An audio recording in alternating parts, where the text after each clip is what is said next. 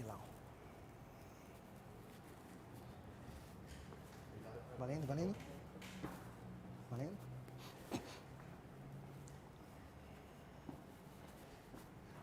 Põe uma tela. Você tem como pôr uma tela qualquer aí? Pessoal,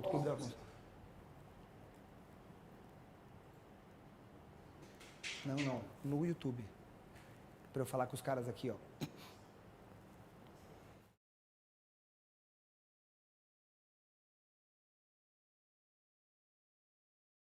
Pessoal, ó, deu horário, tá? Não, já estamos ao vivo.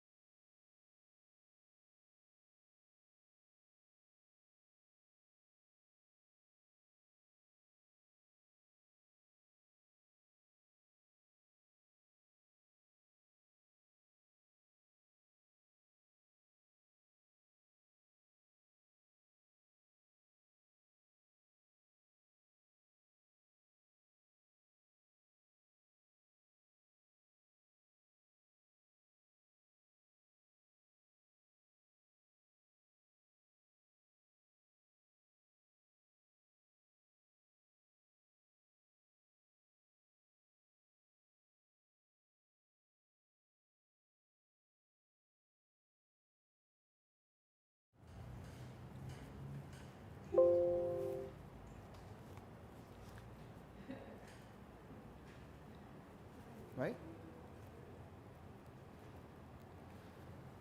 Boa tarde a todos que já estão online com a gente aqui. São 17 horas e 2 minutos. Nós estamos esperando aqui mais um pouquinho, que tem umas pessoas pedindo para esperar que estão entrando. Mais um minuto. 17h05 nós vamos começar oficialmente, tá bom? Obrigado a todos.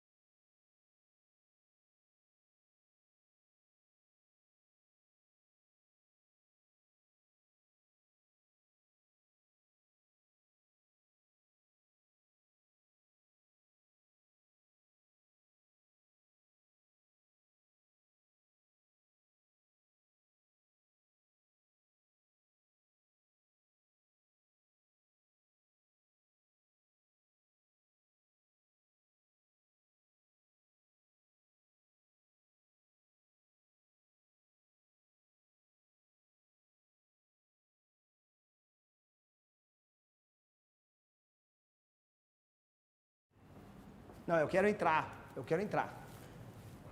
Pode ir?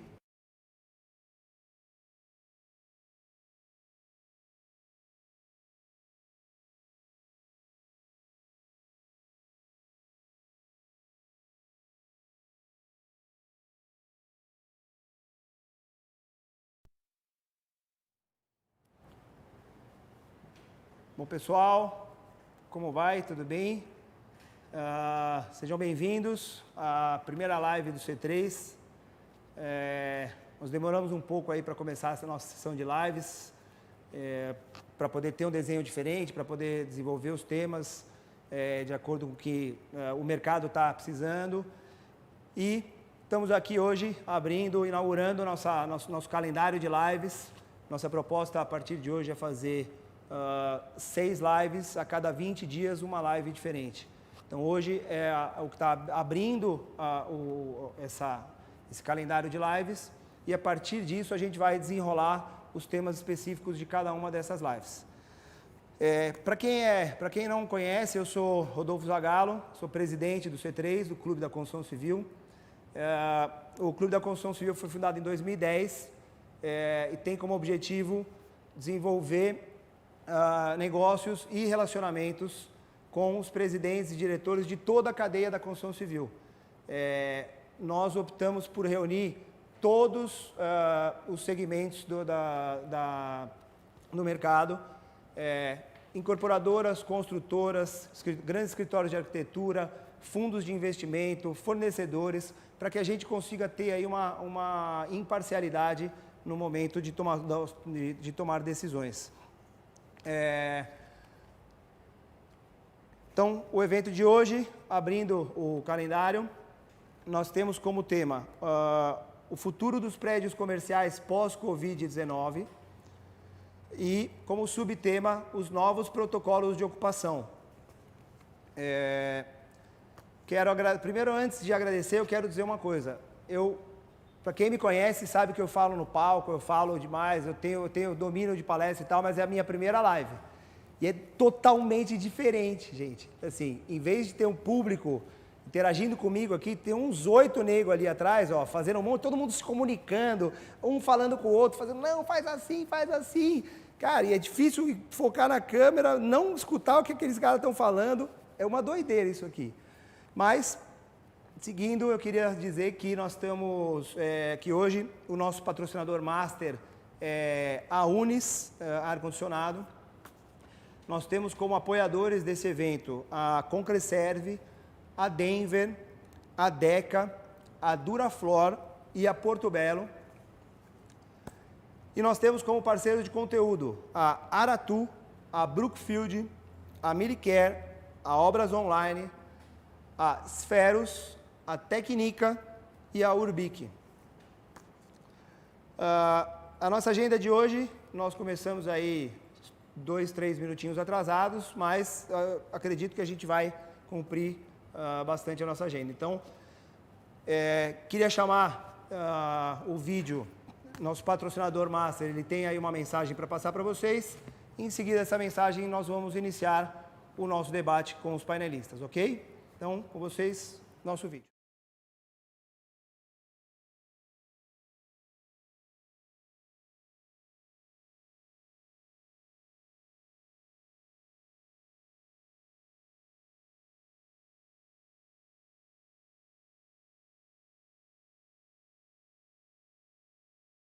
Sérgio da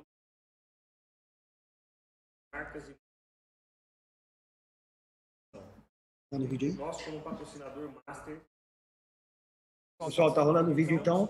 Daqui a pouco eu volto por aqui e dou abertura ao evento pelo Zoom, tá? Quero agradecer também ao deixar uma mensagem a todos.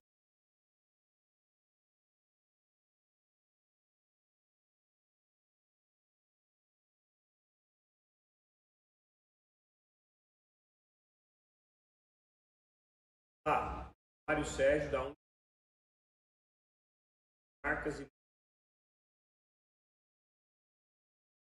nós como patrocinador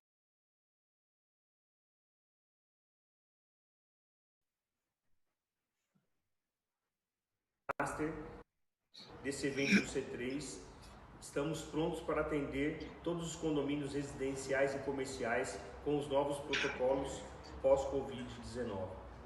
Quero agradecer também ao C3 pela ação e pelo convite e deixar uma mensagem a todos: conte sempre com a Unis Ar-Condicionado.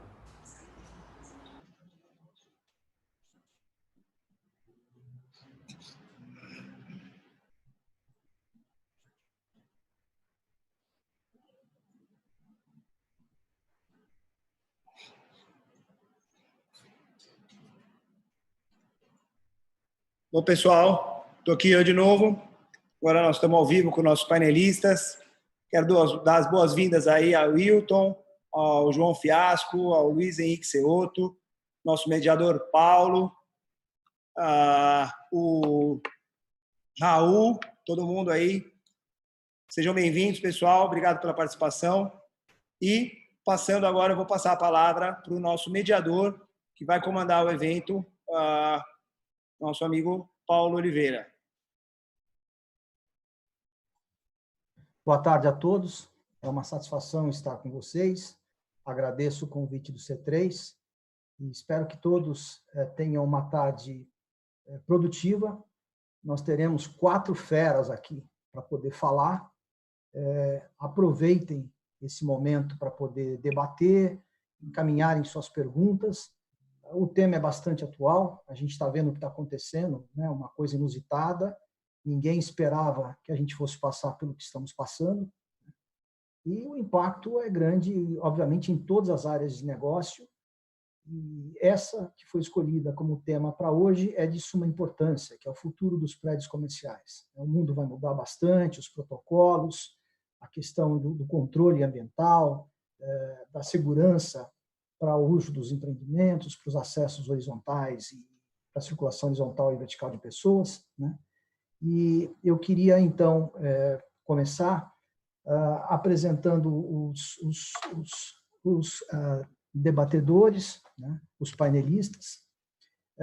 Vai ser uma apresentação muito sumária e eu vou fazer essa apresentação na medida em que eles forem falando, né? Mas a gente, só para antecipar aqui, a gente tem o Hilton Heshman, que representa a Brookfield Properties, o Renato, da Técnica, uma empresa de projeto de sistemas de ventilação, ar-condicionado, exaustão, né?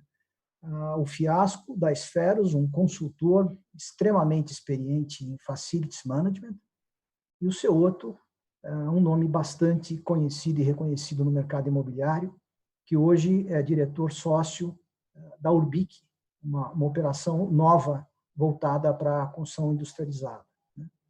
Bom, eu queria, então, convidar para falar o Hilton Heshman. Enquanto ele começa a falar, vocês vão ver o currículo dele. O que eu preciso falar é que ele é vice-presidente da Brookfield Properties, né? O currículo vocês vão ver na tela. Hilton, a palavra é sua.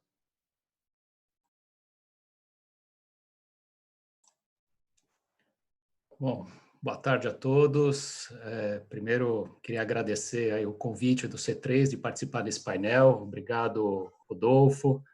Paulo, é um prazer aqui estar com o Raul, com o Ceotto, com o Fiasco, participar desse evento aqui. Só falar um pouquinho antes da Brookfield, né, do nosso portfólio. A gente tem hoje quase 400 mil metros quadrados de escritórios distribuídos em 12 edifícios comerciais, AAA. Nós temos 2 parques logísticos, que totaliza 200 mil metros quadrados, além de 5 shopping centers. Eu sou responsável por toda a parte de portfólio, do gerenciamento do portfólio da Brookfield, com exceção dos shopping centers, que o gerenciamento é feito todo terceirizado. E o que o C3 me convidou aqui a falar um pouquinho é sobre, basicamente, 3 tópicos, né, sobre a relação locador e locatário dentro desse cenário de pandemia que a gente está passando. Não sei se tem uma apresentação rapidinha, assim, uma coisa... fazer uma introdução, porque depois acho que a gente vai abrir para debates, né? Então, só basicamente os tópicos que eu vou abordar aqui. Primeiro, um pouco da comunicação entre locador e locatário, nesse momento, como é que a gente está fazendo essa via de mão dupla entre locador e locatário. Depois falar um pouquinho sobre as ações que a gente está preparando nos nossos empreendimentos para um retorno ao trabalho, que a gente está chamando de Return to Office, e depois falar um pouco sobre qual vai ser o legado desse momento, né? O que a gente vai aprender, quais são as lições que a gente vai tomar e a gente já vai incorporar isso nos próximos empreendimentos, né? Então, seguindo um pouquinho, eu dividi basicamente 3 momentos, né, no começo dessa pandemia. Nós tivemos 3 momentos. O primeiro momento foi foi bem no início da pandemia, lá no março, meados de março, que a gente começou a ver alguns acontecimentos em alguns prédios. Teve um prédio na Chocri Zaidan, que uma empresa desocupou o prédio para fazer uma higienização. Depois nós tivemos um outro prédio na Faria Lima, que também foi identificado um colaborador com o coronavírus, com a Covid-19, e todo mundo ficou um pouco perdido, ninguém sabia exatamente qual seria a dimensão desse impacto, né? A gente nem falava em pandemia ainda, a gente só falava, tem o coronavírus.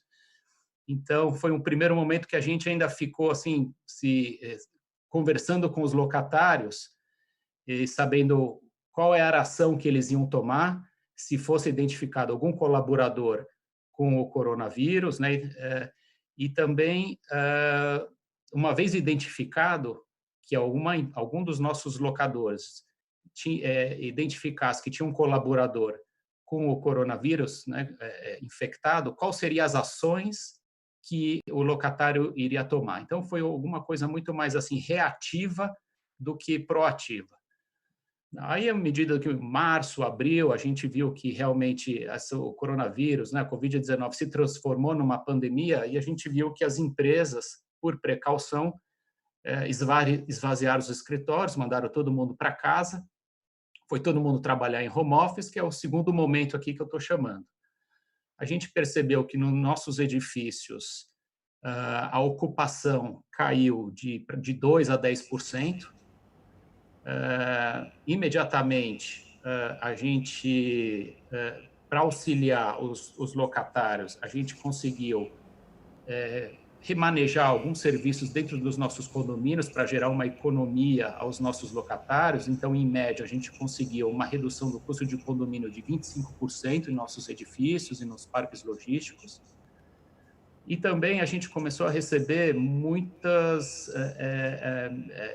chamadas e contatos dos nossos locatários pedindo uma ajuda em função do impacto que eles estavam sofrendo com o cenário do Covid-19. Muitos locatários tiveram suas operações fechadas, alguns locatários que têm operações em shopping centers tiveram, de repente, também todas as suas fontes de receita encerradas.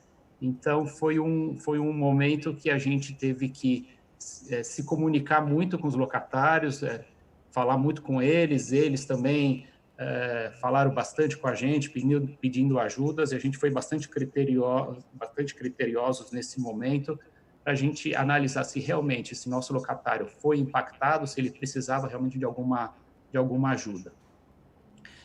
Por outro lado, também, o que aconteceu, os processos que a gente tinha, as novas negociações, as novas transações, todos os negócios que estavam em andamento, obviamente foram colocados on hold, né, em compasso de espera.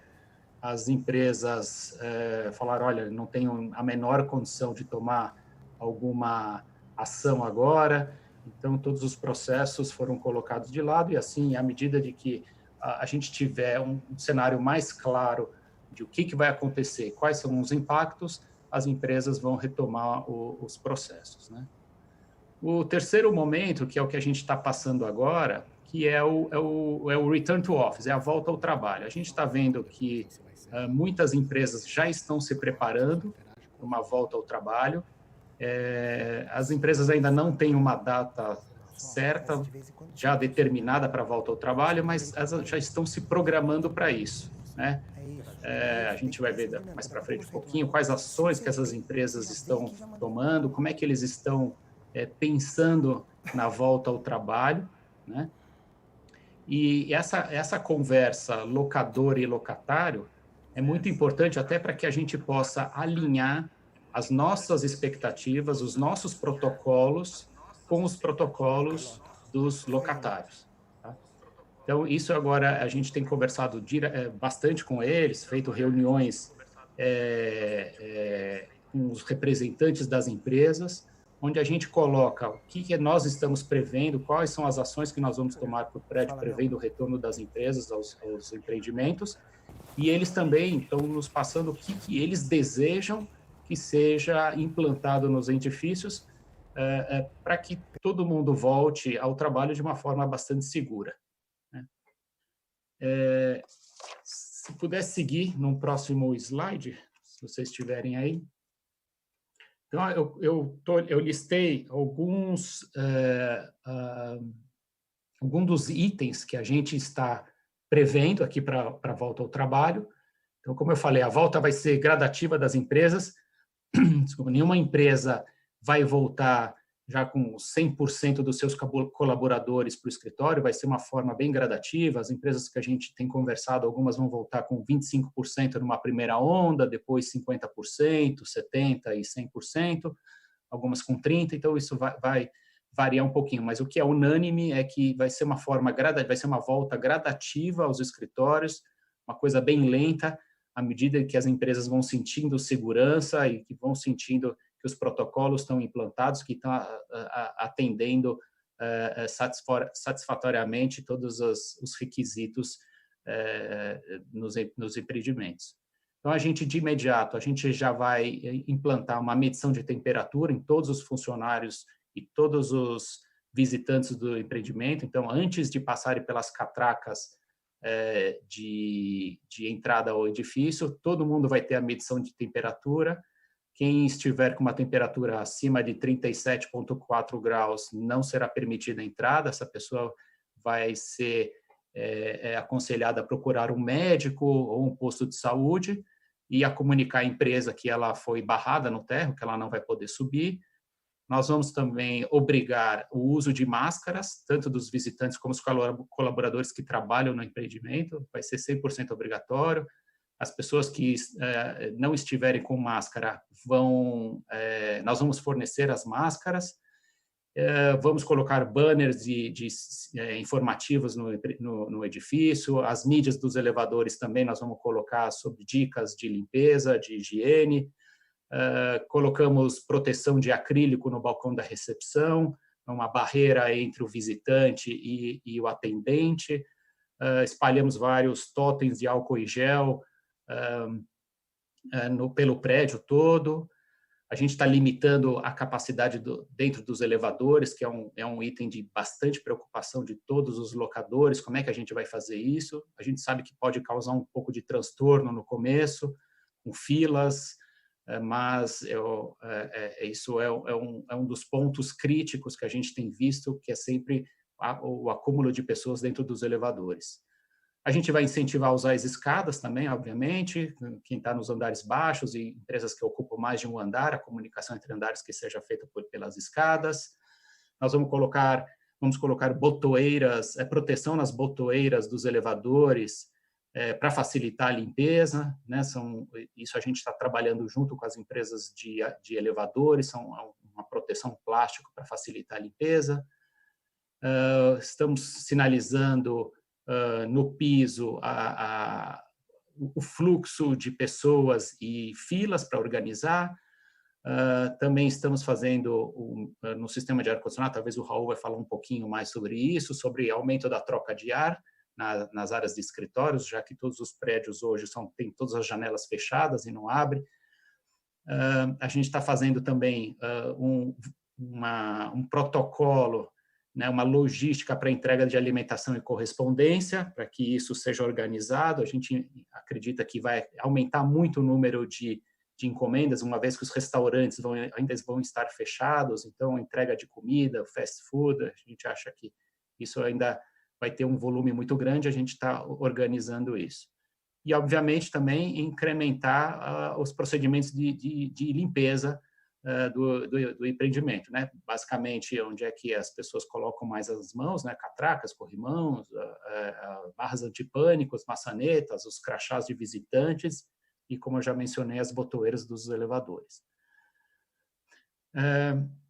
Eu coloquei aqui também, acho que no próximo slide, algumas fotos de um dos nossos empreendimentos, que a gente já tomou essas ações, a gente já adesivou e já organizou, dá para ver, a gente já colocou os adesivos no piso para organizar as filas para os elevadores, colocamos adesivos nos elevadores para limitar o número de pessoas, o uso de máscaras, o acrílico, que aqui são um pouco mais de ilustrações, de fotos dos itens que eu já mencionei anteriormente. Aí um pouquinho do que eu mencionei, qual é o legado dos novos projetos? O que a gente vai aprender do coronavírus? O que a gente vai levar para frente e quais são as novas ações dos novos projetos, né? Então, eu fiz aqui um brainstorm, depois a gente pode discutir até um pouco mais, mas um pouco do que eu imagino que já vão ser algumas das ações incorporadas nos novos projetos. Então, eu acho que vai ter um aumento dessa tecnologia do touchless, né? Sensores de presença para acendimento das luzes, abertura de portas. Hoje a gente já vê isso, mas ainda vê pouco. Eu acho que isso vai ser já um padrão para os novos empreendimentos. O QR Code para abrir catracas, as fechaduras, chamadas de elevadores. A gente vê que as empresas de elevadores já estão trabalhando nisso, já existe uma tecnologia para isso, mas ainda foi muito pouco implantada nos empreendimentos. As torneiras e as descargas, né, de vasos sanitários também, tudo touchless, o que vai demandar isso, toda a parte de infraestrutura elétrica, né, para os acionadores. E também a gente vê que nas praças de alimentação, tanto de shopping centers como de parte de retail, né, de lojas que a gente tem em alguns dos nossos empreendimentos, essa tecnologia do touchless nos celulares, né, do NFC, a tecnologia NFC que você paga com o celular ou com o relógio, e o mesmo QR Code, como um PicPay, essas tecnologias também vão aumentar e vai ser cada vez mais popular o uso delas. A gente também imagina que nós vamos ter nos edifícios, além das câmeras normais de monitoramento, a gente vai ter as câmeras termográficas para medir temperatura. A gente já está fazendo alguns testes em um dos nossos empreendimentos. Essas câmeras já são interligadas ao sistema de catracas. Ela identifica a temperatura do colaborador e até o uso da máscara, se ele está usando ou não a máscara. Uma vez que não está usando a máscara ou que está com uma temperatura maior, a catraca não abre, o colaborador não consegue entrar no edifício. A gente vê também que vai ser uma seleção, né, uma escolha de materiais de fácil limpeza para os novos empreendimentos. Os acabamentos, eu acho que cada vez vão ser mais criteriosos aí na seleção. Talvez um aumento aí, depois o Raul até pode falar um pouquinho mais sobre a ventilação natural, aumentar a ventilação natural nos nossos empreendimentos. A gente já está vendo aí um empreendimento que tem um locatário nosso, seria um BTS que a gente está estudando. O locatário queria até já prever que as janelas fossem abertas. Quer dizer, prédios de escritórios que hoje seriam 100% selados, sem abertura de janela, a gente já está vendo que existe aí essa preocupação de fazer aberturas das janelas. E também eu acredito que assim, a área de facilities das empresas, que hoje ela não é o core business ela não é o core business das empresas, ela é sempre assim uma área de apoio. Ela vai deixar de ser uma área de apoio, continuar sendo obviamente uma área de apoio, mas ela vai ganhar grande destaque no processo de implantação da empresa num edifício. Eu acho que a área de facilities vai ganhar bastante importância e vai ser uma área que vai ser mais escutada dentro das empresas. Hilton, desculpa te cortar. Só para a gente cumprir a agenda, agradeceria se pudesse complementar. A última coisa, só coloquei alguns exemplos aqui das empresas de elevadores, das tecnologias que as empresas de elevadores já estão trabalhando. Elevadores e escadas rolantes com lâmpada LED para limpar o corrimão, aumentar a ventilação dos elevadores, né, dentro da cabine, e a tecnologia QR Code e de proximidade, né, o RFID também vai ser em tecnologias mais utilizadas no futuro. Acho que basicamente é isso. Depois a gente abre mais para debates e perguntas. Muito obrigado, Hilton, ótimo. No modelo do evento, então, vocês vão ver esse problema através do ângulo de visão de diferentes especialistas, né? O Hilton falou sobre o prédio como um dono de propriedades, né? Um grande dono de propriedades. A Brookfield é uma empresa canadense, né? O Cioto vai falar sobre agora a visão dele dentro da ótica da engenharia, da construção, e o que ele acha que vai acontecer no futuro dos prédios. O Raul sobre as preocupações com sistemas de instalação prediais, no que tange a ventilação, climatização e exaustão. E o Fiasco, como especialista em Facilities Management, vai fechar a nossa conversa, né? Para a gente, então, partir para os debates. Eu peço a gentileza agora ao Cioto de dar início à fala dele, e vocês vão ver o currículo do Cioto enquanto ele se apresenta e começa a fala dele. Por favor, Cioto. Boa tarde a todos. É um prazer grande estar com vocês aqui. Eu agradeço o convite do C3 e dos companheiros aí de debate. Não é fácil, né, realmente a gente fazer uma discussão, né, sem ver as pessoas, né? Eu estou acostumado a trabalhar com audiência, que você pode interagir, né? Então é um pouco frio, né? Mas vamos lá. Eu tenho dado aulas na USP, né? Minhas aulas de pós-graduação e tudo, eu tenho dado aqui da fazenda. Eu estou na minha fazenda e estou confiando na internet celular, né? Hoje caiu 10 vezes, né? Tomara que não caia nesses 10 minutos. Bom, gente, nós estamos agora diante de uma nova realidade que eu, particularmente, nunca imaginei que eu ia viver. Mas está sendo uma experiência, né? Eu acho que nós temos que aproveitar toda a experiência e nos preparar, fazer com que essa experiência nos torne mais fortes, né? E um dos pontos que todos os cientistas estão falando é que nós tivemos muita, mas muita sorte até agora, né? Nós escapamos, nós temos um risco de pandemias do tipo do Covid, né, entre 8 e 15 anos. Em ciclos de 8 a 15 anos, aparecem vírus extremamente perigosos e, por muito pouco, por muita sorte, ele não escapa do controle, como escapou recentemente, né, com o Covid. Então, esse é um risco que nós temos que pensar daqui para frente. Era uma coisa que nós nunca imaginamos, por sorte, mas daqui para frente é uma coisa que nós temos que contar com isso, né? E minimizar. Nós temos que gerir para minimizar essa possibilidade, né? Então, tudo que vai impactar nos edifícios comerciais, né, vai depender, né, desse novo normal, né, que vai acontecer após a pandemia. Se essa pandemia durar pouco, sem resolver todos os problemas até o final do ano, eu acho que o impacto vai ser muito pequeno, né? As pessoas tendem a esquecer. Agora, se durar até o final do ano, né, ou alguns dizem que o vírus, a gente não conseguir efetivamente uma vacina, porque a vacina está se mostrando com algumas dificuldades e outras facilidades. Mas, se isso durar, por exemplo, até o final do ano que vem, vai impactar, na minha opinião, muito na nossa cultura empresarial, nos procedimentos do dia a dia da população. E, então, isso vai impactar os edifícios, né? Basicamente, hoje, todos nós estamos com medo. Eu estou com medo, né? E nós vamos ter que fazer com que os edifícios deem segurança de modo a minimizar. Medo é inevitável, mas que a gente tenha o mínimo de medo possível, né?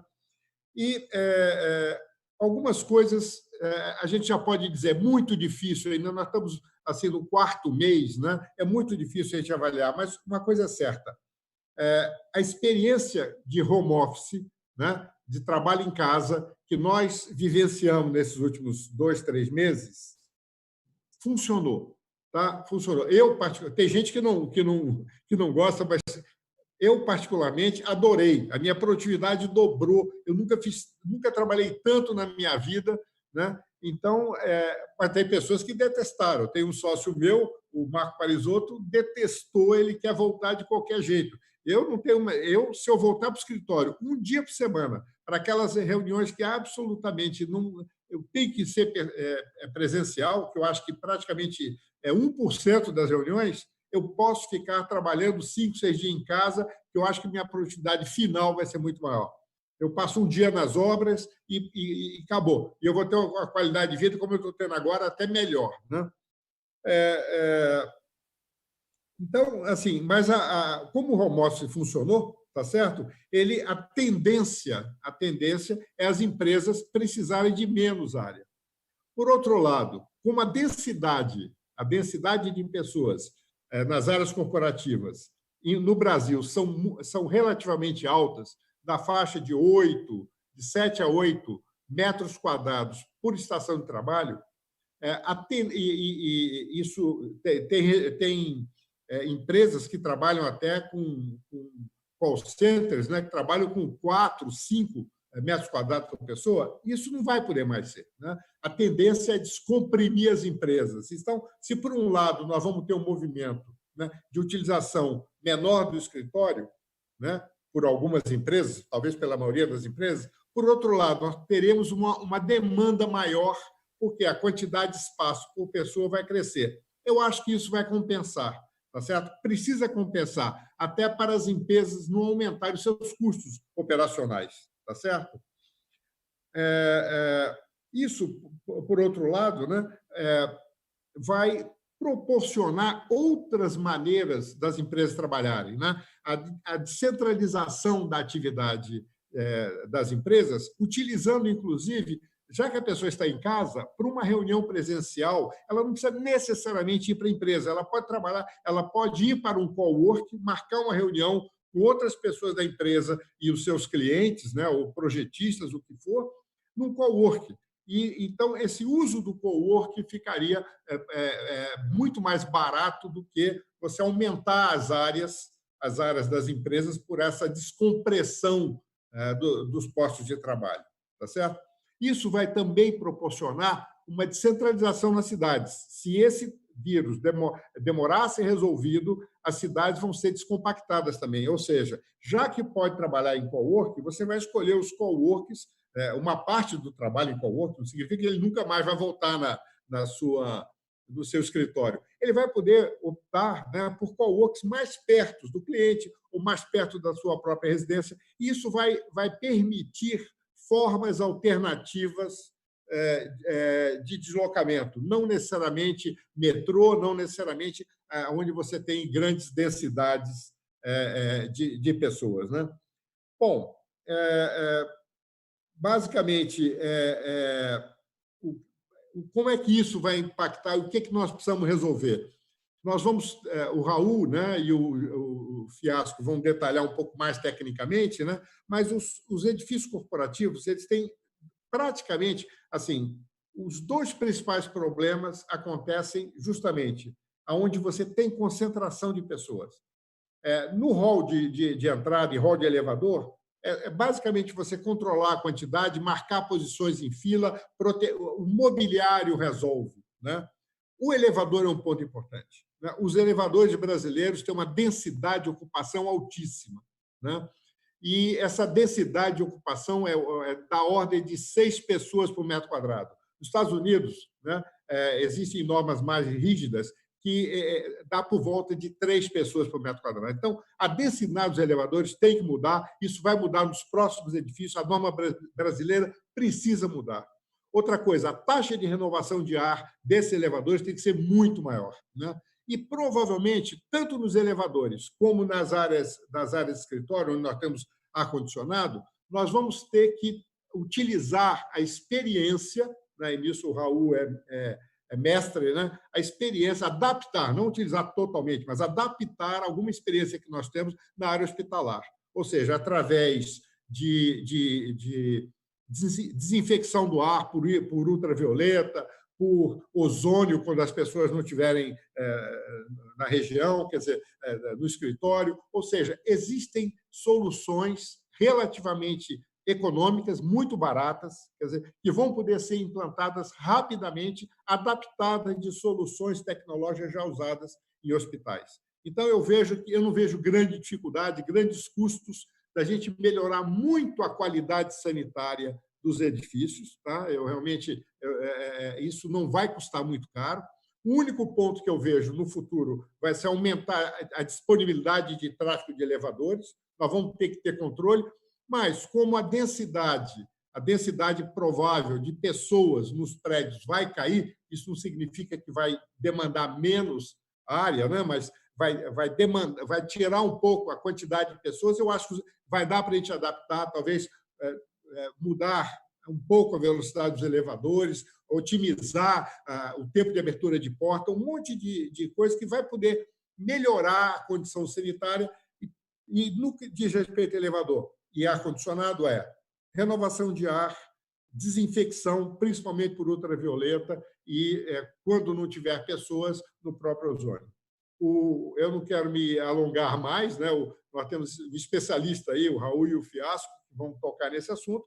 O resto, né, vai ser simplesmente em cima de procedimentos, que foi bem colocado pelo Hilton, que são procedimentos administrativos que a gestão, que a equipe de facilities vai poder gerenciar, né, de uma maneira eficaz. Eu acho que a equipe de facilities agora realmente aumentou o peso dela de importância para dar um bom nível sanitário para os nossos empreendimentos. Paulo, está com você.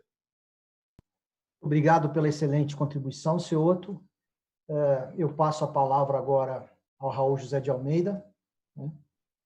Ele é diretor e sócio da técnica. Vocês estão vendo o currículo dele. A palavra é sua, Raul, por favor.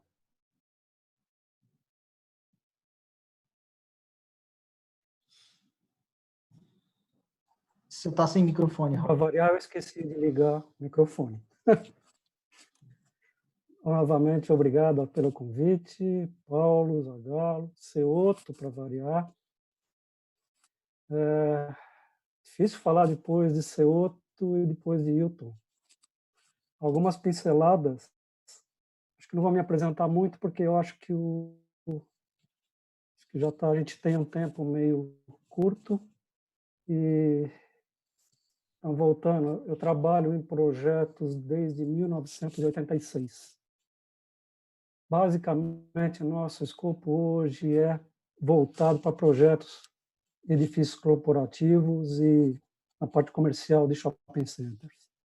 Os principais. Também temos hospitais e também temos obras especiais.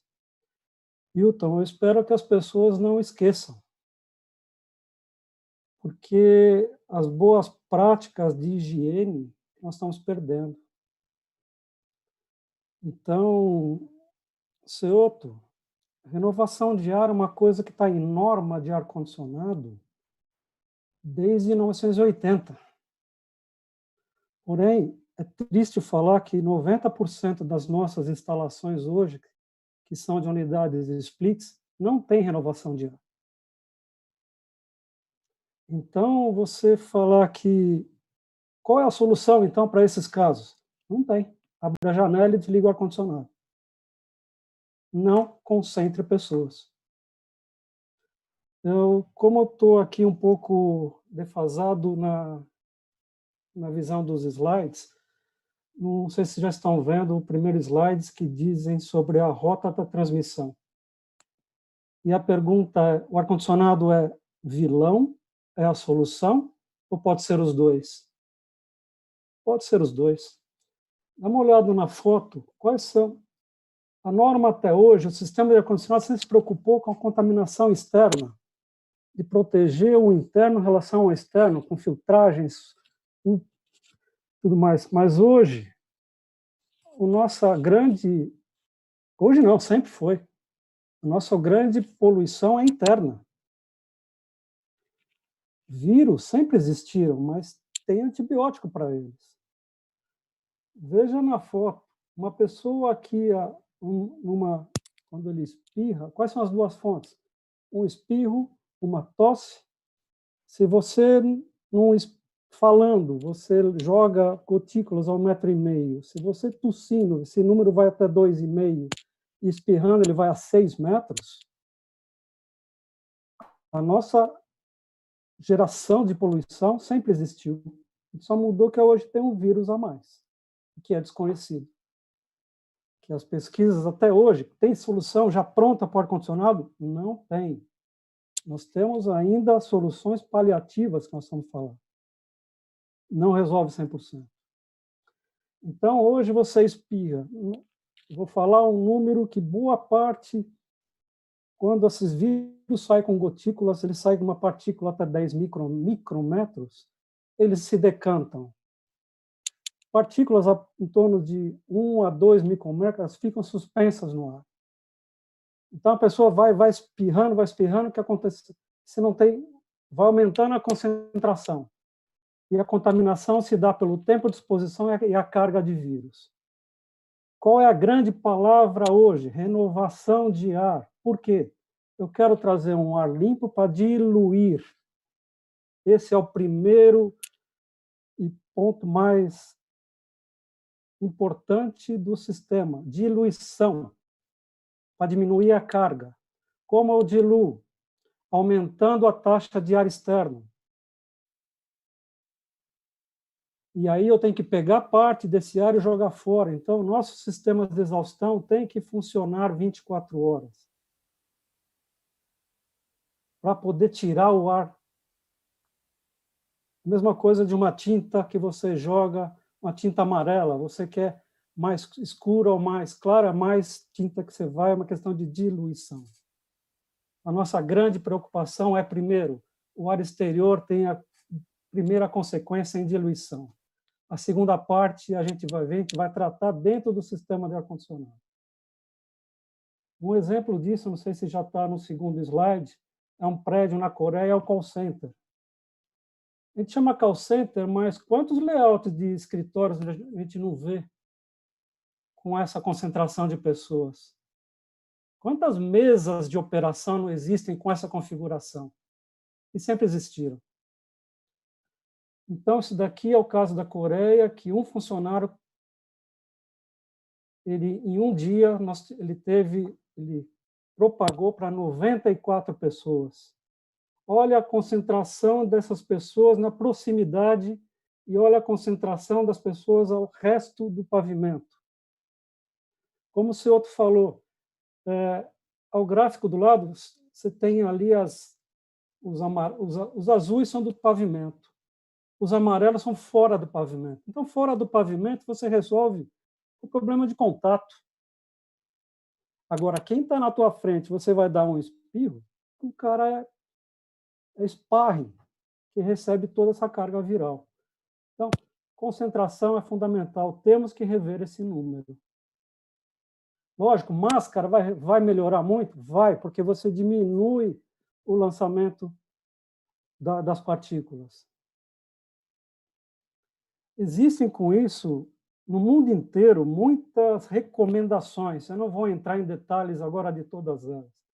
Tem links aqui no Brasil, da Europa, que é o REVA, e da ASHRAE, que é nos Estados Unidos. Nossa cultura de ar-condicionado no Brasil é muito focada na ASHRAE. Então, tem muitas frases. Se vamos errar usando a ASHRAE, que tem fundamentos, que tem cientista fazendo isso. E aqui tem, no próximo slide, eu resumi para prédios comerciais. Existem muito mais. Vamos aumentar a ventilação, vamos abrir janela. Mas se meu prédio não abre janela, o que eu posso fazer? Então, vamos aumentar o ar exterior no possível. Mas tem que ter ar exterior adequado, tem norma para isso. Nossa vazão no Brasil para a área de pessoas é muito boa, mas o problema é o seguinte, se ela já é boa, se eu diminuo a concentração, eu posso até dobrar a taxa de ar exterior sem mexer com a vazão, só diminuindo o ar exterior. Então, qual é a primeira coisa? Renovação de ar. Segundo, se a gente não diminuir a concentração, não tem jeito. E aí, o que a gente vai fazer dentro do sistema? Melhorar o máximo possível a filtragem. E nós temos sistemas existentes. Impossível transformar nosso prédio no hospital. Mas o que a gente pode trazer do hospital para cá? O seu outro já antecipou. São as tecnologias de UV nas serpentinas. Para a questão bactericida, mas a gente entende que você resolvendo bactericidas, você pega alguma coisa de vírus. Nossas filtragens pegam vírus? Muito difícil. Nossa melhor filtragem são para partículas de 1 micrometro. É 10 a nona do metro. O vírus, nós estamos falando em 0,1 microns. Para pegar isso, eu só filtro EPA. Porém, como é que a gente vai transformar nossas instalações existentes em hospitalares? Mesmo no hospital, eles só usam isso em áreas classificadas. Não é em todo o hospital que você tem isso. Então, já, como é que hoje a gente pode resolver em termos de sistemas? Na filtragem do ar externo, no tratamento da serpentina e nos sistemas de desinfecção. Como desinfecção? Todos os elementos de troca de calor, você tem possibilidade de gotejamento e água com temperatura, é um foco de bactérias e vírus. Se eu tratar todos os elementos de troca de calor, há grande chance de reduzir. Segundo, tecnologias ativas, que são as lâmpadas UV nas redes de dutos. Importante, nós não temos ainda atestados para COVID, isso é muito cedo. Todos os nossos atestados que nós temos dessas tecnologias se referem a H1N1, o SARS-1, mas ainda não tem. Mas a gente entende, a gente não tem hoje material que ele é 100% eficiente, mas alguma eficiência deve ter. Então, eu prefiro pecar hoje por excesso e não por omissão. E o que é essa tecnologia UV ativa? Eu vou falar de uma maneira muito simplória. Ela gera, por radiação, antiga água oxigenada vaporizada. O que a gente fazia quando era moleque, que raspava lá para não pegar vírus? Você jogava a água oxigenada em cima, ardia para diabo, mas resolvia. Se não ardia, não funcionava. Então, era bem uma analogia muito simplória. É isso, mais ou menos, qual é o objetivo. E o importante de tudo, que a gente vê nas últimas recomendações importantíssimas que tem na ASHRAE e de ar e na Anvisa, não é desligando o ar-condicionado que você vai resolver o problema. Porque na hora que você desliga o ar-condicionado, você deixa de recircular, você deixa de ter renovação de ar e você deixa de ter filtragem. Tem fotos aí de shoppings aqui, de lojas de shoppings de couro. O que aconteceu com tudo? Mofo. Você vai ter que rodar a tua instalação mais 3 dias sem ninguém dentro do shopping. Então, como esse era o recado que eu queria dar, foi meio corrido, mas eu espero ter transmitido alguma coisa importante. Obrigado. Muito obrigado, Raul, foi ótimo, foi muito bom. E agora, para poder encerrar pelo menos essa parte dos posicionamentos, eu quero convidar meu amigo Fiasco. Eu tive o prazer de trabalhar com essa fera. Ele é sócio-diretor da Esferos e queria aproveitar para pedir àqueles que estão nos ouvindo e assistindo para encaminharem as suas perguntas, porque na sequência da fala do Fiasco, nós vamos partir para uma sessão de debates, perguntas e respostas, e seria muito bacana se vocês pudessem já irem preparando as suas perguntas. Fiasco, a palavra é sua. Obrigado, Paulo. Queria agradecer a C3 pelo convite, o Paulo também, e agradecer e parabenizar os meus colegas aí que já fizeram suas apresentações, e pelo nível das apresentações sobrou muito pouco para mim, né? Mas eu queria focar na experiência da reentrada, né? As pessoas vão começar a voltar para os edifícios, né? Então, eu vejo que a gente precisa ter 3 considerações chave para uma reentrada com sucesso, né? Um sentimento geral de segurança e tranquilidade. As pessoas que vão voltar, e aí não são só os ocupantes, são os terceiros, os prestadores de serviço, todo mundo precisa se sentir seguro e tranquilo ao voltar para o trabalho, né? E, para isso, a gente precisa ter medidas de prevenção que sejam visíveis e demonstradas, ou seja, as pessoas precisam voltar e ver que o edifício está tomando medidas de prevenção e que essas medidas são eficazes. E, principalmente, as medidas de desinfecção. As medidas de desinfecção são fundamentais, então todo mundo precisa ver que existe uma equipe que está constantemente preocupada e cuidando da desinfecção. E desinfecção de uma forma abrangente, não só limpar superfícies, etc., mas como disponibilizar máscaras, disponibilizar limpa-pés onde possível, álcool em gel para todos. Então, essa é uma boa experiência de reentrada, tem que levar em conta esses itens. Se puder colocar o próximo slide, por favor. Então, quem é o protagonista da reentrada? O protagonista é o indivíduo ocupante do edifício. É quem vai passar praticamente o dia todo dentro do edifício. E, no final das contas, a decisão de voltar para o edifício ou não é dele. As empresas, inclusive, estão se preocupando de forma bastante consciente e responsável, perguntando para os seus funcionários, ou fazendo um questionário para os seus funcionários, perguntando se eles estão confortáveis para voltar. E, para eles voltarem, ele tem que estar confiante que os sistemas do prédio vão estar adequados e sejam seguros para ele voltar, e, principalmente, as questões familiares deles vão estar resolvidas. Ele tem com quem deixar as crianças enquanto o sistema de educação não voltar. Ele tem idosos que residem com ele. Essas questões têm que estar resolvidas do lado externo para que ele possa retornar e que, do lado interno, ele tenha a segurança que ele vai passar um tempo lá e não vai levar o vírus para casa. Então, ele é o protagonista.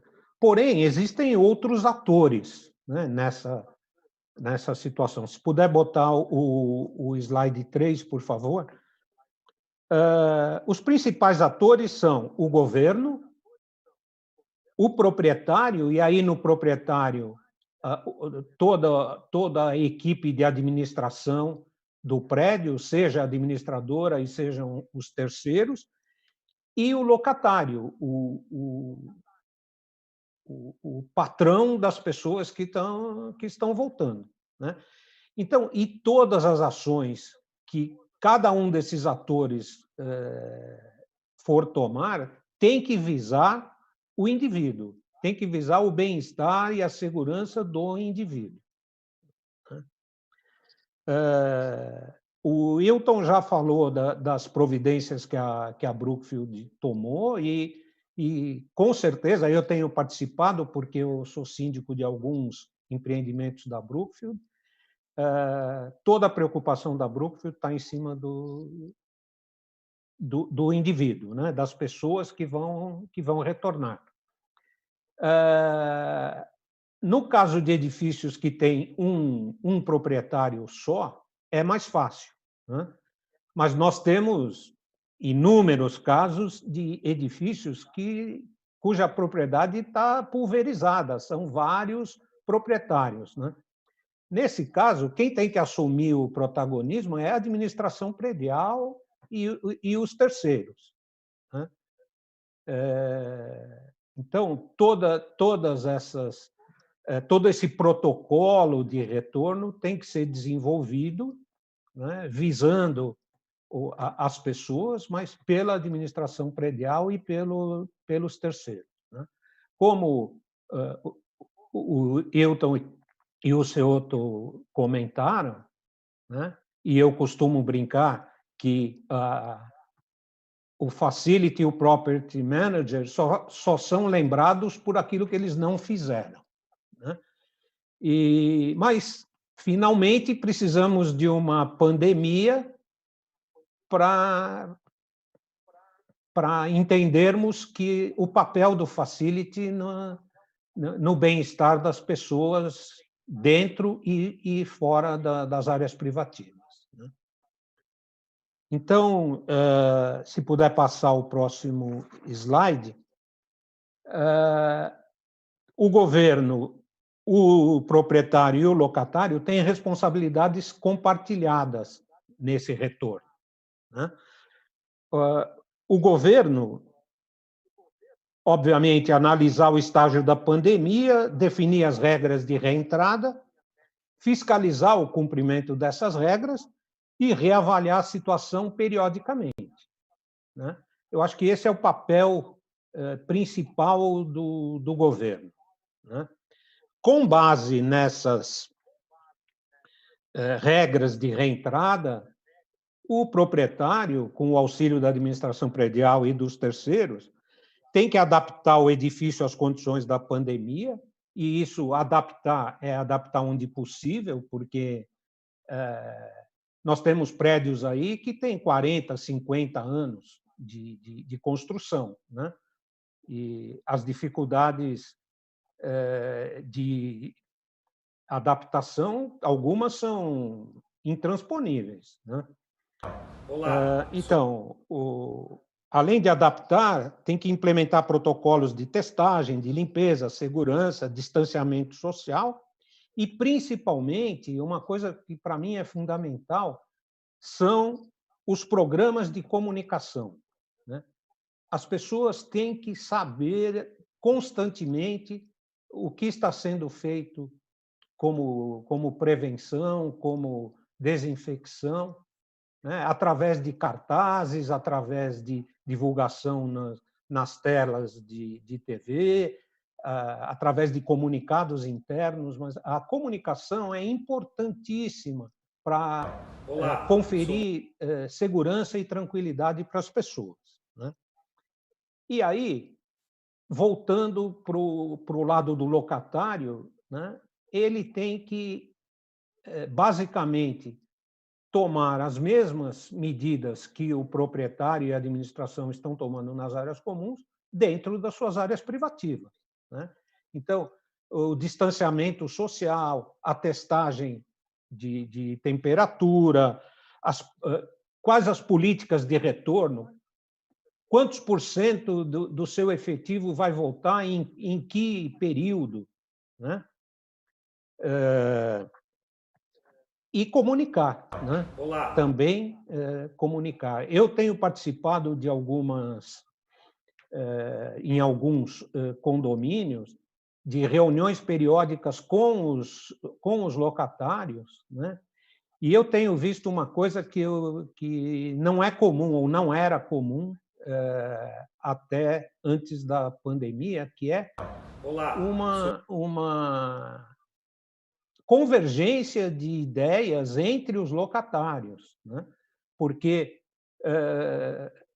você não pode, nas áreas comuns, tomar decisões que vão contra as ideias e as intenções de algum locatário, né? Porque aí a sua comunicação fica truncada, né? Que para uns podem, para outros não pode. Então, principalmente nos edifícios multiproprietários, né, os locatários têm tido um comportamento muito positivo de chegar a um consenso junto com a administração para a implantação desses protocolos. Fiasco, desculpa te interromper, se você puder concluir, eu agradeço. Tá, tô concluindo. Então, eu só queria citar alguns desafios que que essa implantação de protocolos tem trazido, né? Então, uma delas, compatibilizar as expectativas dos diversos atores, quer dizer, a expectativa do proprietário com a expectativa do governo com a expectativa do ocupante, do locatário, né? A outra, definir as melhores soluções, tendo em vista as características de infraestrutura do edifício, né?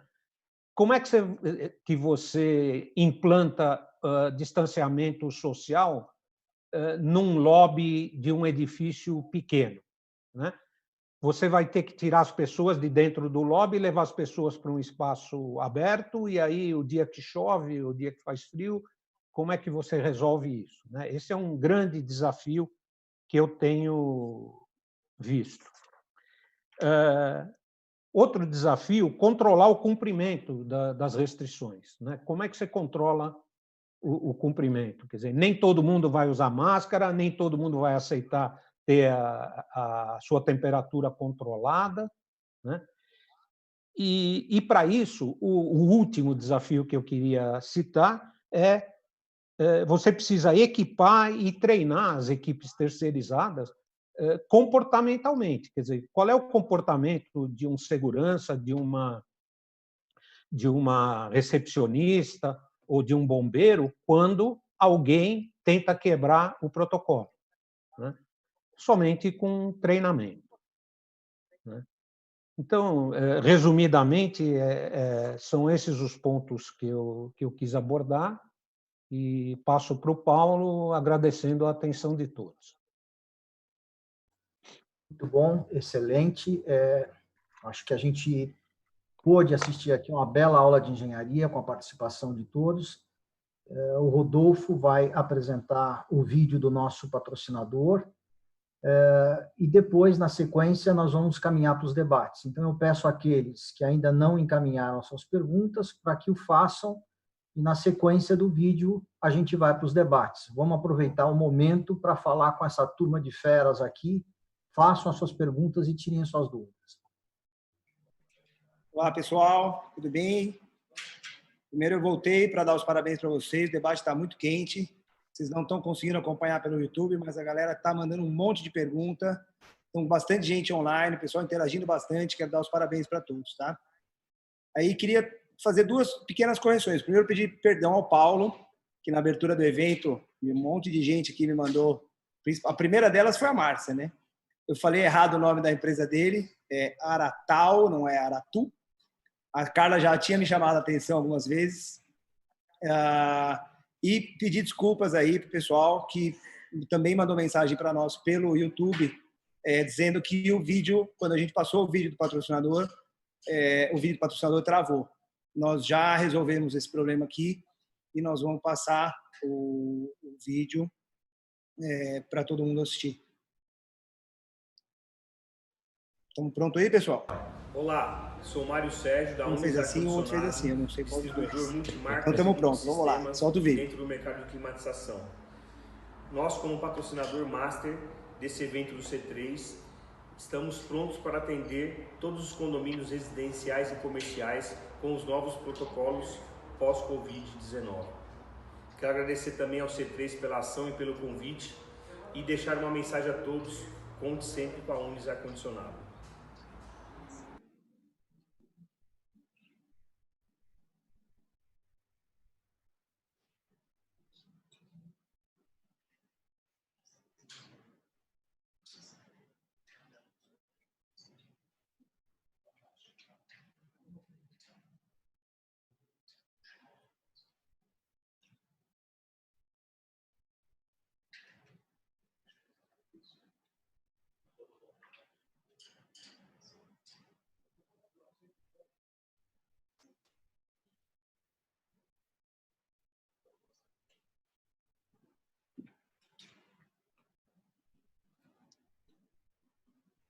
Bom, pessoal, agora então podemos seguir com o nosso debate. Paulo, a bola está com você. Ok, nós temos várias perguntas e eu queria até pedir um favor, né? Aquelas que, a compreensão de todos, para aquelas que não conseguirmos fazer aqui online, vocês podem encaminhar as suas perguntas e a gente depois passa para os especialistas, para cada painelista. Eu tenho certeza que eles vão ter o maior prazer em responder.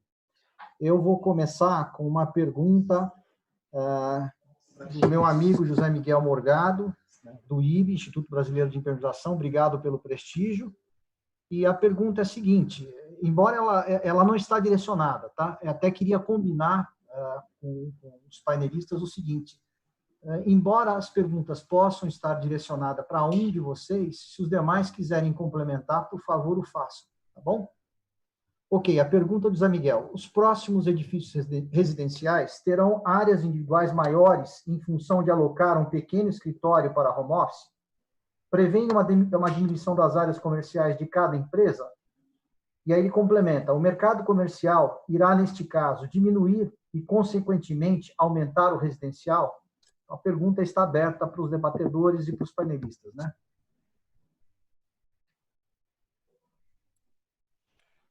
Posso começar? Bom, eu acredito que uma área de home office já estava sendo feito nos prédios mais modernos, os mais recentes, né? E eu acredito que é uma área que vai ser valorizada. Inclusive, antigamente se colocava uma área e provavelmente essa área vai dobrar, né? E eu não acredito em muito...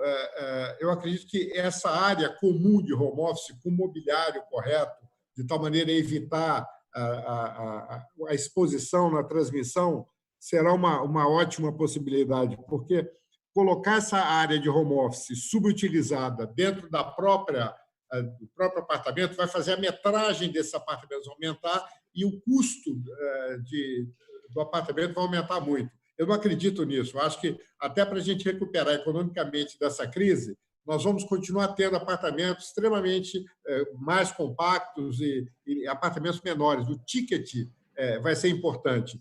Mas eu acho que, por outro lado, vai haver uma valorização do home office coletivo nas áreas residenciais com mobiliário adequado.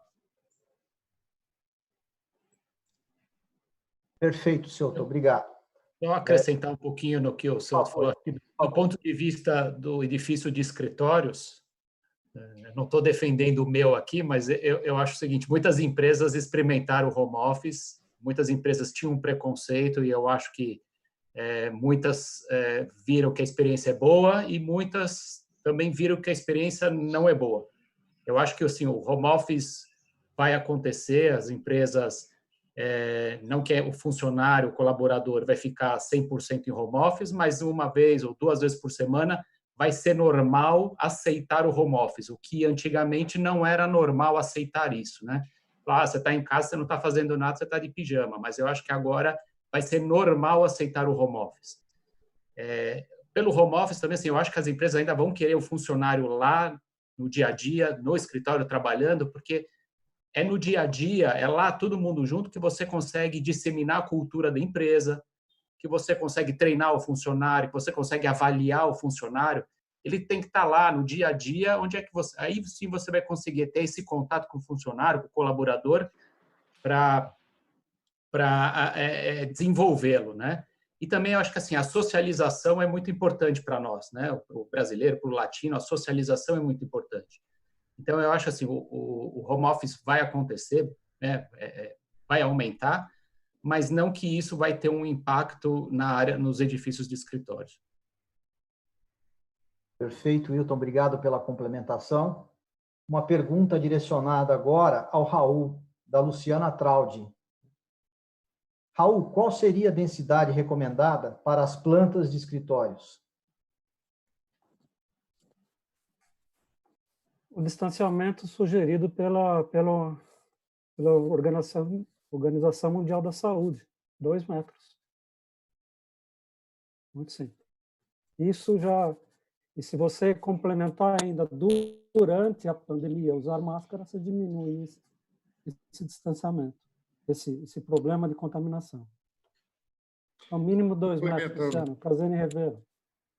Complementando, quando você coloca esse distanciamento de 2 metros entre as estações de trabalho, contando com áreas de circulação e tudo, nós vamos trabalhar entre 12 e 14 metros quadrados por estação de trabalho. Se você dividir todas as estações de trabalho, você ainda tem sala de reunião e tudo, mais ou menos dá entre 12 e 14, que é o que o americano usa hoje. Nós usamos um valor bem mais baixo, 7, 8, né? Isso nos escritórios AAA, né? Nos escritórios mais,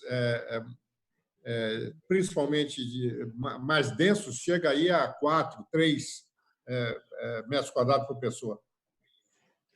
Ceuto, eu tenho analisado muito o layout, Ceuto, desses novos prédios. É muito fácil hoje, a média está dando 6, 7. Aí falta tudo, eu digo. Aí falta rota de fuga, aí falta banheiro. Jeito. Não é só isso. Não pode. Não tem jeito. Perfeito. Mais uma pergunta agora, direcionada ao fiasco, mas eu acho que o Hilton também pode complementar.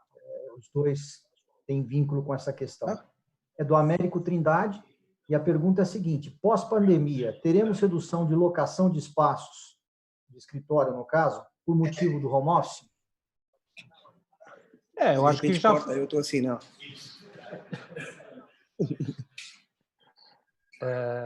Acho que já foi abordado, né? Eu acho que... Eu diria que hoje a gente está com o pêndulo aberto na amplitude máxima de um lado, né? Num primeiro momento, pós-pandemia, nós vamos estar com o pêndulo aberto ao máximo do outro lado, né? Com a amplitude máxima do outro lado. Mas, com o tempo, a gente vai chegar num intermediário, né?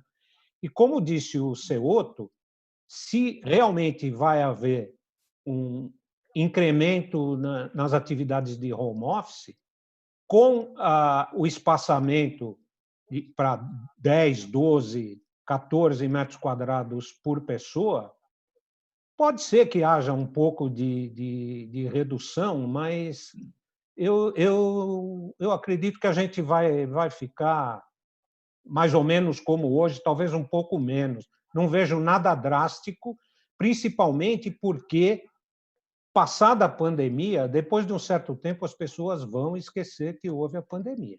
Tá? Eu sou muito cético em achar que todo mundo vai ficar bonzinho, todo mundo vai esquecer, quer dizer, lavar a mão, lavar a mão, se comportar diferente do que se comporta, não acredito.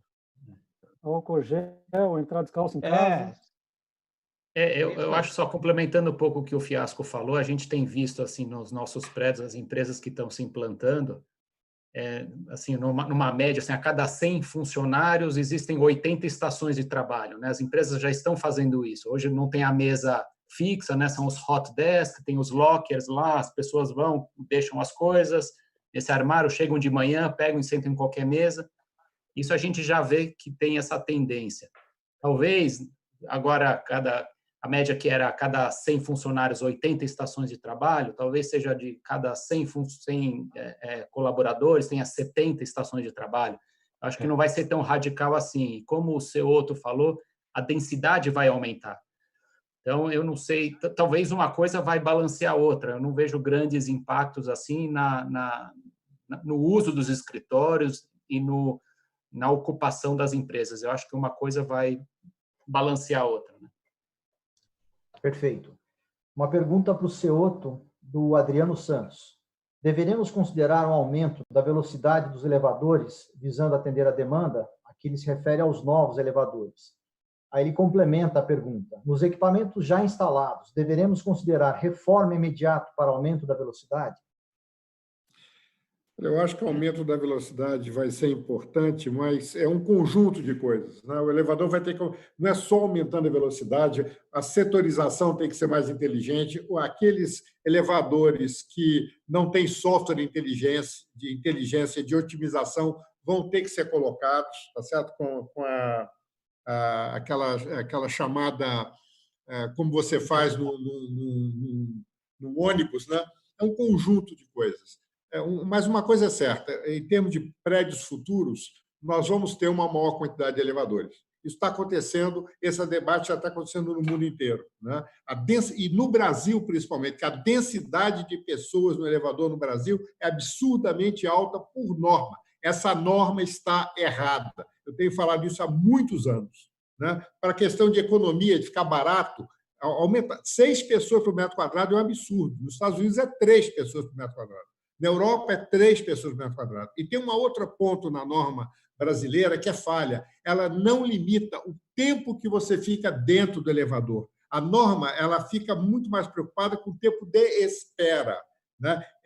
Diretamente. É indireto a questão, o tempo no elevador é uma questão indireta, né? Nos Estados Unidos é bem claro, você não pode ficar mais que 2 minutos dentro do elevador. Não por questões sanitárias, né? Mas eu acho que eles vão até endurecer nisso, mas por questão de ansiedade, entendeu? As pessoas ficarem num ambiente fechado e assim por diante.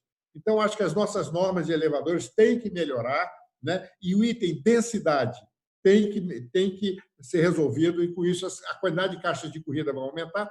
E também uma coisa importante, nós precisamos o elevador ele puxa ar e solta ar para a caixa de corrida dele. Nós precisamos fazer a desinfecção da caixa de corrida. Eu acho que os elevadores vão ter que ser equipados com faróis, né, de ultravioleta, pode ser A, B ou C, eu não preciso, a ultravioleta, o A, o B ou o C, ele é cancerígeno, né, na pele, mas dentro da caixa de corrida do elevador nós não temos ninguém, então vai poder ter farol embaixo e farol em cima, desinfectando, né, porque não adianta nada eu ter uma cultura de vírus na caixa de corrida, e aí eu vou fazer uma ventilação totalmente diferente do ar-condicionado. O ar-condicionado, você tem sistema de captação de ar externo, né? O ar do elevador, se nós não desinfectarmos a caixa de corrida, ele é naturalmente um problema. Mas tem solução. Perfeito. Eu quero agradecer a pergunta do Raimundo Ribeiro, que é sobre adensamento, mas ela já foi feita de outra forma por outros. Se não ficou claro, Raimundo, depois você, por favor, se manifeste, tá bom? Agora uma pergunta do Humberto Costa, que eu gostaria de direcionar para o Raul. Raul, o que seria mais oneroso? O aumento da ventilação natural ou considerar já em projeto pressão negativa? Por conceito, a pressão negativa no sistema de ar-condicionado deve ser evitado, porque você vai trazer com pressão negativa. Precisamos pensar um pouco fora contaminação, por favor, porque eu acho que esse é um problema que vai passar. Trabalhar com pressão negativa hoje é trazer contaminação externa, sujeira e barulho para dentro. Eu acho que ele falou pressão positiva, não? Pressão positiva é dada quando você tem uma maior entrada de ar do que saída. Não adianta também simplesmente você colocar uma tomada de renovação de ar se o teu prédio é selado. Como é que o ar sai? Tem que manter a exaustão ligada. Se você não mantém a exaustão ligada e não existe um equilíbrio entre isso, você não tem renovação de ar. Por mais que esteja escritinha na seta a vazão. O ar não lê seta. A gente já falava Eu acho que tem que complementar uma coisa, Raul, é que com maior renovação de ar, nós vamos ter um gasto maior de energia. Tá vamos voltar nisso agora, que nem foi hoje, é uma questão muito mais de sensação, de poder abrir uma janela. É lógico, nós estamos falando hoje que nós estamos por coincidência, nós estamos a temperaturas externas mais baixas, estamos meia estação. Claro. Se você estivesse lá no verão, a pino de sol, você não aguenta. Uhum. E para ter uma ventilação natural, tem que ter cruzada. Então, hoje, eu entendo muito mais isso, você abrir uma janela, uma sensação psicológica de alívio, de estar trazendo ar não contaminado, não importa se ele é sujo, mas ele é não contaminado. Então, a renovação de ar, sim, pode trazer aumento de energia, mas existe tecnologia de recuperação de calor, que, aliás, é uma fonte de retroalimentação de vírus. Tá? Que eu recomendo hoje é desligar as rodas entópicas e fazer uma boa verificação para não ter vazamento entre o sistema de entrada e de saída. Esse é um problema importante, até porque o sistema de ar-condicionado é no prédio comercial o item de maior demanda de energia. Então, nós vamos ter que ter boas saídas aí, né? Porque senão o prédio vai começar a demandar energia violentamente. Mas eu acho que a desinfecção do ar... Eu estou vendo algumas experiências interessantes em Nova York, inclusive com a Faro UV, que é uma ultravioleta, é uma luz ultravioleta nem A, nem B, nem C, que eles chamam de FAR-C, né?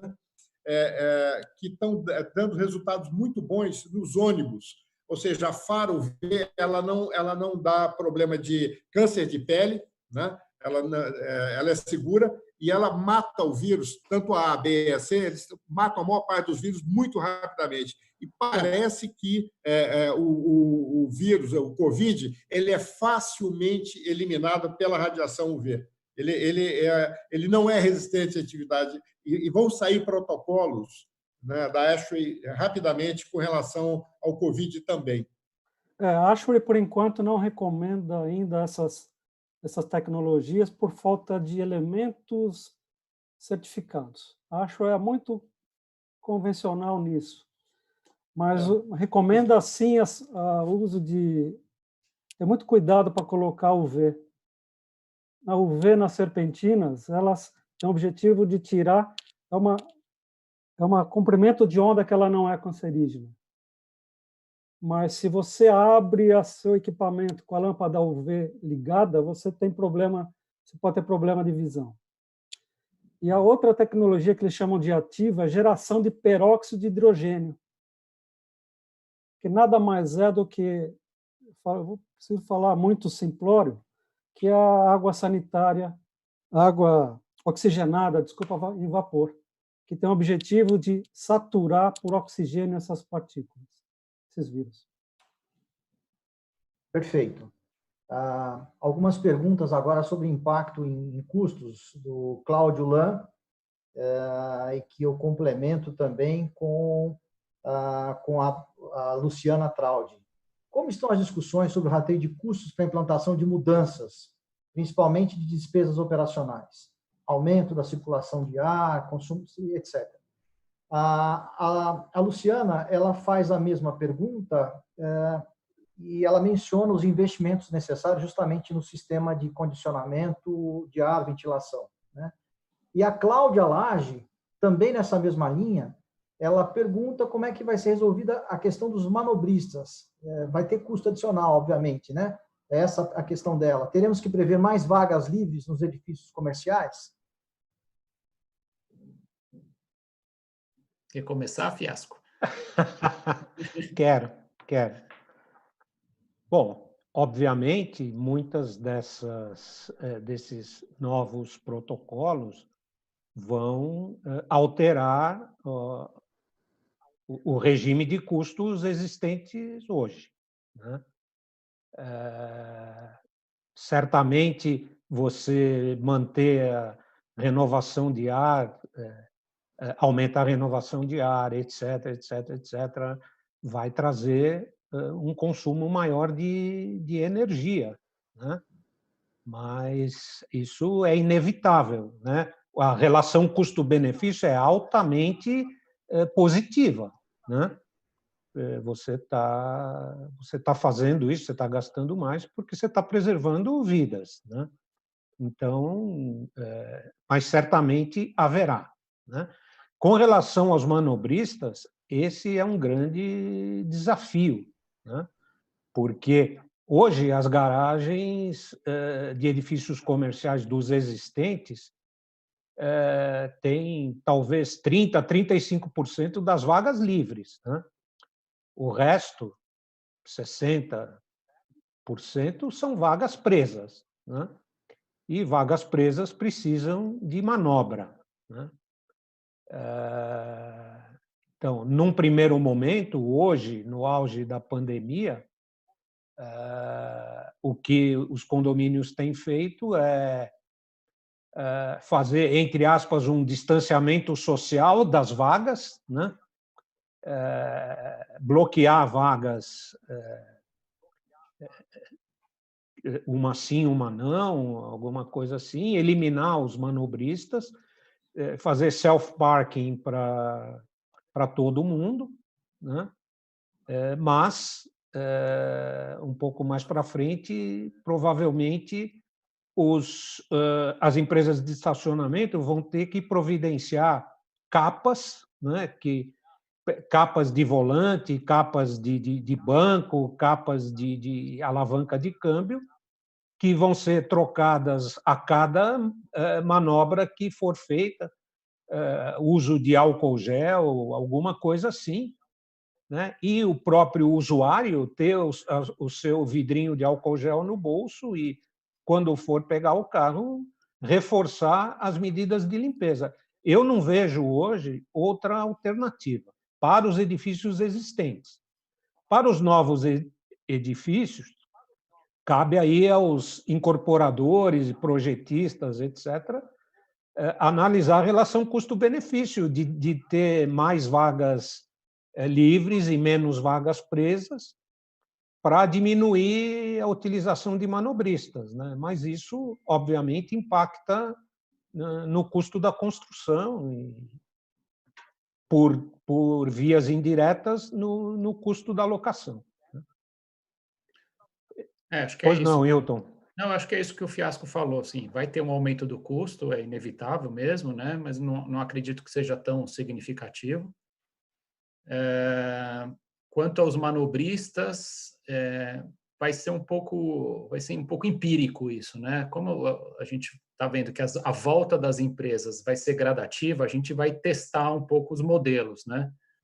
A gente está vendo um pouquinho como é que funciona como é que as concessionárias vão fazer, né? Como é que a parte de serviço das concessionárias vão fazer. É um pouco o que o Fiasco falou, vai ter uma proteção no volante, uma proteção no banco, no freio de mão. Então, vai ter que ter alguns protocolos assim, e vai ter um pouco do self-parking, né? A pessoa que não tiver confortável em entregar o carro para o manobrista, ele vai ter que parar o carro sozinho, né? Vai ter que ser um pouco... A gente vai testar os modelos.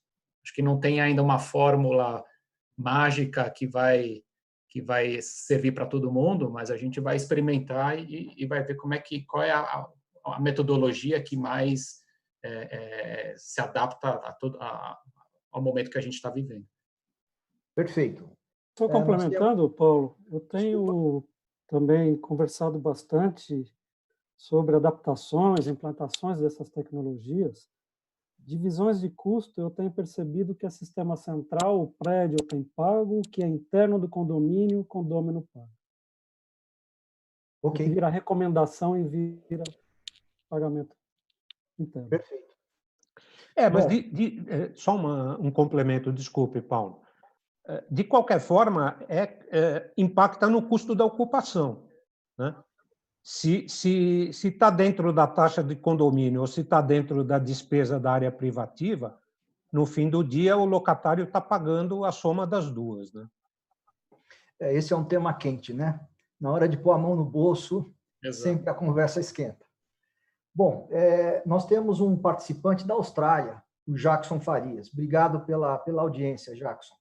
E ele faz uma pergunta sobre um tema que foi abordado de forma rápida, mas eu acho que vale a pena, talvez, o Raul comentar. O ozônio será um componente importante no combate à proliferação do vírus? Como implantar essa tecnologia de maneira eficiente e segura? Eu não comentei o ozônio, mas ele é sim. Tem um artigo na China que fala que o ozônio é a grande arma contra o vírus, é o Big Weapon sobre o vírus. Mas nós temos que ter muito cuidado na sua implantação, na sua utilização. A finalidade é usar como desinfecção, porém o prédio tem que estar vazio. E depois do seu uso, você tem que fazer uma troca de ar e trabalhar pelo menos 2 horas antes e 2 horas depois, para você fazer, para remover o ozônio de dentro do sistema. Lembrando que, normalmente, um sistema médio de ar-condicionado de escritórios faz 1,5 renovação por hora de todo o volume do ambiente. Perfeito. Eu vou encaminhar mais uma pergunta, acho que a gente está estendendo, mas pelo menos mais uma ou duas perguntas, porque eu vejo que o pessoal está aquecido ainda nos debates, eu acho importante a gente responder aquilo que for possível. Lembrando que aquelas perguntas que não puderem ter sido respondidas aqui, online, por favor, as façam depois que nós encaminharemos, o C3 vai encaminhar aos painelistas e eles vão, com certeza, eu tenho certeza que vão ter a satisfação de responder. Joel Bueno Júnior, né? Com relação aos projetos e processos de retrofit, eu acho que está falando sobre a adaptação de prédios já existentes, né? Olhando para frente. O que deverá mudar?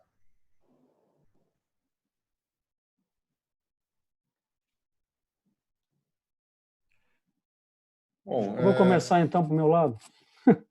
Isso. Eu digo, se nós atendemos às normas atuais, nós estamos com 90% do problema resolvido. Isso. Um plano de manutenção, operação e controle, o famoso PMOC,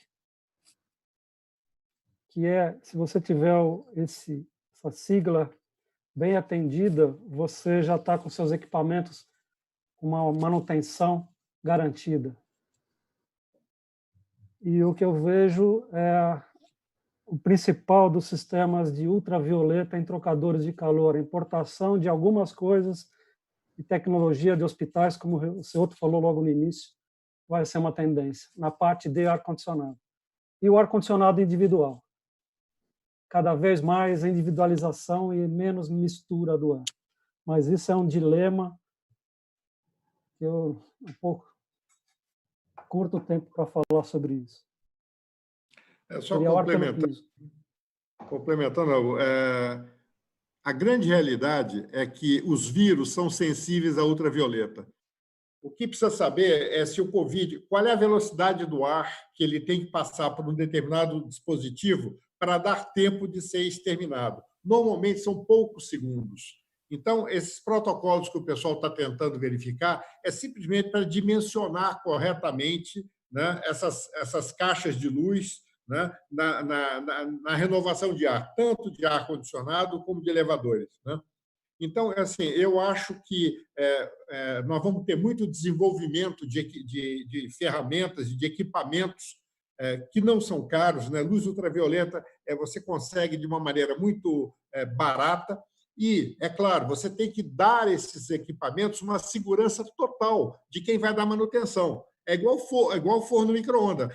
Quando você abre o forno, ele desliga. Porque se você enfiar a mão para tirar uma xícara que está esquentando o fio, você vai torrar a tua mão. Então, assim, eu acho que eu aposto muito, como o Raul falou, nos sistemas de ultravioleta. Eu acho que vão acontecer adaptações de dispositivos rapidamente, inclusive a indústria nacional rapidamente vai poder adaptar coisas que tem em hospitais. Não vamos transformar nossos prédios em hospitais, mas rapidamente ajustar, né, de tal maneira a isso beneficiar, inclusive, o retrofit. Só complementando, onde vai ser obrigatório esse uso? Quando voltar às salas de reunião e locais de grande concentração. Uma grande concentração. Nesses locais, não vou colocar lâmpada violeta no sistema de fotocatálise, que é o nome técnico disso, em todo o pavimento. Não acho necessário. Estamos colocando agora porque todo mundo está com medo, todo mundo quer pecar por excesso, mas o custo ainda é alto.